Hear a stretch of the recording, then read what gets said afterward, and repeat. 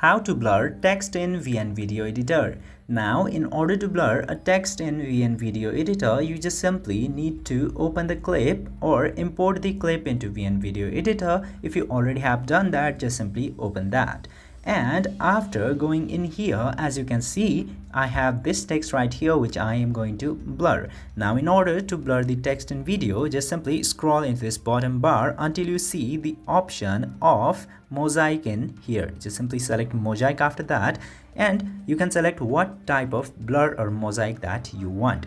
And after selecting the blur from here, just simply put it on top of the text and select the shape of your blur, whichever type of blur that you want. And if you want to cover only text with this blur, just simply do it like this. And after this, increase the intensity of the blur from here depending on how much unrecognizable that you want to make this text. And after setting up the intensity that you want, just simply tap to this check button and your video's text is blurred like this. So you can also do it very easily. If this video have been helpful to you, don't forget to hit that subscribe button.